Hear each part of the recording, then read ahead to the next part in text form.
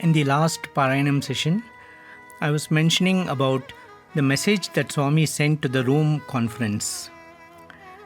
And continuing that message, Swami said, if the essential divinity of man is realized, man can build up a great society based on unity and on adherence to the divine principle of love.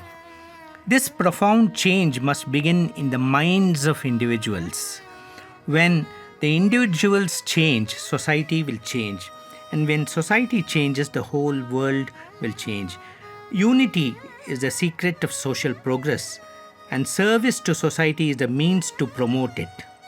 So, unity and service. So, these are two things that Swami stressed on. Everyone, therefore, should devote himself to such service in a spirit of dedication. It should be realized that material comfort is not the sole aim of social living.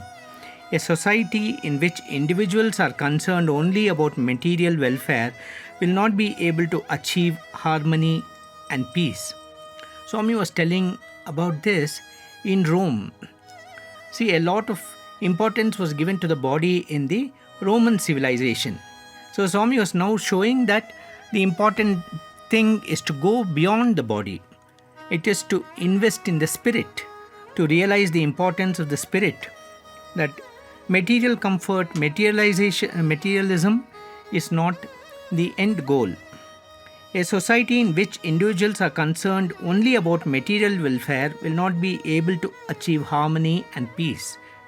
That is why the Roman civilization is in ruins today. Even if it is achieved, it will be only a patched up harmony, for in such society the strong will oppress the weak.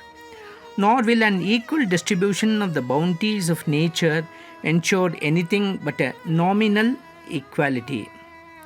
Now, generally, there are votaries of socialism who say that all the wealth must be distributed equally among mankind. And here Swami is telling that an equal distribution of the bounties of nature will not ensure anything but a nominal equality. How will the equal distribution of material goods achieve equality with reference to desires and abilities? Desires have therefore to be controlled by developing the spiritual approach and diverting the mind from material objects to the divine seated in one's heart. Once the truth of the indwelling spirit is recognized, there dawns the awareness that the world is one family, Vasudhaiva Kutumbakam. India was able to promote this thought because always the focus in India has been on the spirit. And that is why it was able to see the whole world as one family. One is then filled with divine love, which becomes the driving force for all of one's actions. Man turns away from the pursuit of endless desires to the search for peace and equanimity. By converting the love for material things into love of God, one experiences the divine. This experience is not something beyond man. It is, in fact, a part of the inherent nature of man. It is the secret of his humanness and his divinity. Whatever one's religions may be, everyone should cultivate respect for other faiths. Now, here was Swami talking about the importance of unity of religions. This has been one of the most important themes of this avatar. Swami is Dattatreya avatar. Dattatreya is known to be one who taught about the unity of faiths. One who does not have such an attitude of tolerance and respect for other religions is not a true follower of his own religion. It is not enough merely to adhere strictly to the practices of one's own religion. One should also try to see the essential unity of all religions. Only then will man be able to experience the oneness of divinity. There should be no kind of coercion or compulsion in the sphere of religion. Religious matters should be discussed calmly and dispassionately. Do not entertain the feeling that one's religion is superior and another's is inferior. Conflicts on the basis of religion should be totally eliminated. To divide men on grounds of religion is a crime against humanity. Man today imagines that he knows everything about nature and the universe. But of what use is all this knowledge if man does not know himself? It is only when he understands himself that he will be able to know the truth about the external world. Man's inner reality cannot be known by exploring the world outside. When he turns his vision inward and realizes his essential divinity, he will acquire an equal mindedness towards all beings. Out of that feeling of oneness, he will experience the bliss that passeth understanding.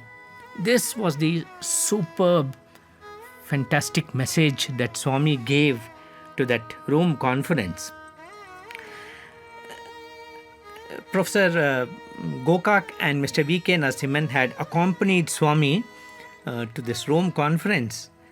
And when they came back, we were present in the portico, and something very interesting happened, which I will narrate from this entry on the 5th of November 1983.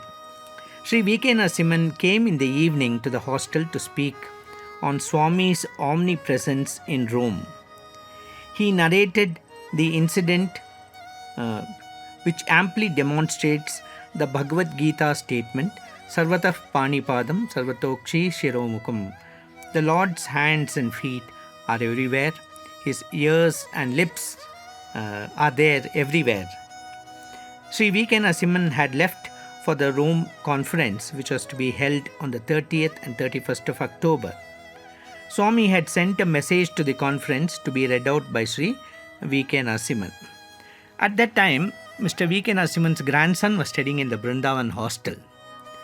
And I remember that Mr. V.K. Narasimhan had left for the airport, and 1 hour after that, this boy came running and said, Sir, my grandfather has forgotten his spectacles. But we had seen Mr. V.K. Narasimhan clutching in his hand the spectacle cover. And so we asked him if he had an alternate one. He said, no, sir, he has only one. I think he took the empty case with him. While Mr. V.K. Narasimhan had left for Rome with his luggage on the 28th, he had packed and taken the cover of his reading glasses and discovered it in Rome on the evening of 29th of October. Remember, on the 30th of October, he had to read Swami's message.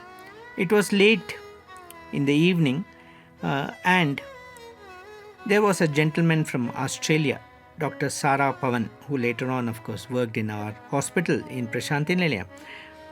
He was from Australia, and he had written an article for the Australian newsletter. And he told Mr. V.K. Narasimhan, kindly peruse this and give me your comments. And both of them were sitting in the hotel room. Mr. V.K. Narasimhan and Dr. Sara Pavan sat on a settee and were discussing. And suddenly, Mr. V.K. Narasimhan opened the spectacle case and found that there was no spectacle in that. Pair of spectacles were not there. So he went, checked his luggage, and he found it was not there, and he was heartbroken because Swami had asked him to read the message, and here he was carrying the message of the Lord to the world, and he could not decipher the words at all, and he was in panic, wondering what to do. And even as he was heartbroken, as they were sitting there, suddenly they heard a noise, tuck. And Mr. V.K. Narasimhan and Mr. Sara Pavan suddenly noticed that there was a pair of spectacles between them. Mr. V.K. Narasimhan thought it was the Australian gentleman who had removed his spectacles and kept it there. The Australian gentleman asked, whose specs is this? And when Mr. V.K. Narasimhan looked at it, he understood it must be his spectacles because it was a very thick lens. It was like a soda bottle, as they say. And he wore it and he found that it was exactly his spectacle. on examination of the spectacle, he found that it was a stone. Being a newspaper man, he said, I still had some doubts. So when he arrived in Prashantina, we were all sitting on the portico. He described about the Rome conference and the fantastic arrangements and the huge inflatable dome, a circus tent in which the conference had been held, and a beautiful chair for Swami, which everyone felt Swami's omnipresence in Rome. When he was describing all this, Swami said, "Hey Narasimhan, you didn't tell about the specs." And Mr. V.K. Narasimhan was taken aback, and he described what had happened. It said, "Swami, evaro addalu pettinatlu undi." Swami, it looked like someone had kept my specs there. There was a shocked expression on Swami's face. He said, "Pettinatlu unda? What do you mean by somebody had kept it? Nene pettinanu. I myself came and kept it." And we were all amused when Swami made a joke of this. Here was the omnipresent, the omniscient Lord, the omnipotent Lord, and as an avatar, he made us forget the magnitude of what had happened, the teleporting of the spectacle, the pair of spectacles to Rome. He made a joke of it by saying, this Narasimhan purposely left his spectacles in Vrindavan, thinking that he will get the latest and the fashionable one in Rome. But I kept his old one itself. Nenu old glasses petesnanu. And this was the beautiful way in which Swami showed that he is present not only in Prashanti Nilayam, but he is present everywhere all over the world, and he is present with each one of us. This was the fascinating Rome conference.